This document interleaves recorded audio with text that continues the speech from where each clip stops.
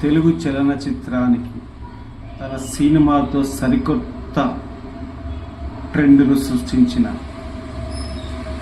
మన మన్మధుడు, మన కింగ్, యువ సామ్రాట్ నాగార్జున సార్ గారి పుట్టినరోజు ఈరోజు. శివ సినిమాకు ముందు ఒక రకంగా, శివ తర్వాత తెలుగు చలనచిత్రం ఒక రకంగా అంటే అర్థం చేసుకోండి. ఆ శివ సినిమా ప్రభావం ఎందరికో నటులకు ఆదర్శము, ఎందరికో దర్శకులకు ఆదర్శము తీసుకొచ్చిన మన యువ సామ్రాట్ అక్కినేని నాగార్జున సార్ గారికి మరొక్కసారి పుట్టినరోజు.